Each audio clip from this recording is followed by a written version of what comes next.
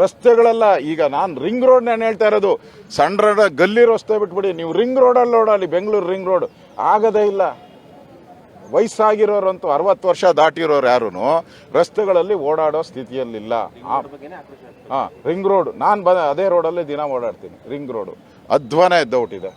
ಬಸ್ಗಳು ಅವ್ರ ಕಿಲೋಮೀಟ್ರ್ ನಮ್ಮ ಹಿಂದೆ ಇದ್ದಾಗ 17-18 ಕಿಲೋಮೀಟ್ರ್ ಇತ್ತು ಇದನ್ನ ಪರ್ ಕಿಲೋಮೀಟ್ರ್. ಇವತ್ತು ಅದು 11 ಕಿಲೋಮೀಟ್ರಿಗೆ ಬಂದು ನಿಂತಿದೆ. ಇವಾಗ ಯಾರ್ಯಾರು ಇಲ್ಲಿ ಇಂಡಸ್ಟ್ರೀಸನ್ನು ಮಾಡಿದ್ರು, IT-BT ಕಂಪನಿ ನಮಗೆ ಆದಾಯ ಬರೋ ಅಂಥವು ಅವೆಲ್ಲನೂ ಕೂಡ ಬಿಟ್ಟು ಹೋಗ್ತಾ ಇದ್ದಾರೆ. ಎಲ್ಲರೂ ಬೇರೆ ಕಡೆ ಬಿಟ್ಟು ಹೋಗ್ತಾ ಇದ್ದಾರೆ. ಹೇಳಿದಾರಲ್ಲ, ಕೇರಳದವರು ಹೇಳಿದಾರಲ್ಲ, ಬೆಂಗಳೂರು ಹಾಳಾಗೋಗಿದೆ ಬಂದ್ಬಿಡಿ ಅಂತ ಕೇರಳದವರು ಹೇಳಿದ್ದಾರೆ. ಹೈದರಾಬಾದವರು ಅಂತೂ ಡೈರೆಕ್ಟಾಗಿ ಕರೆದಿದ್ದಾರೆ, ಬಂದ್ಬಿಡಿ ನೀವು ಅಂತ ಹೈದರಾಬಾದವ್ರು ಕರೆದಿದ್ದಾರೆ. ಎಲ್ಲೆಲ್ಲ ಒಂದೊಂದೇ ಕಂಪನಿಗಳು ಕರ್ನಾಟಕವನ್ನು ಬಿಟ್ಟು ಹೋಗೋವಂಥ ಕಾಲ ಸನ್ನಿಹಿತ ಆಗಿದೆ. ಯಾರಿಗೂ ಇಲ್ಲಿ ಬೆಂಗಳೂರಿನ ವಾತಾವರಣಕ್ಕೋಸ್ಕರ ಇಲ್ಲಿದ್ದಾರೆ ಅಷ್ಟೇ. ಇಲ್ಲ ಅಂತ ಹೇಳಿದ್ರೆ ಇಷ್ಟೊತ್ತಿಗೆ ಎಲ್ಲ ಕಂಪನಿಗಳು ಬೇರೆ ಕಡೆಗೆ ಹೋಗೋವಂಥ ಪರಿಸ್ಥಿತಿ.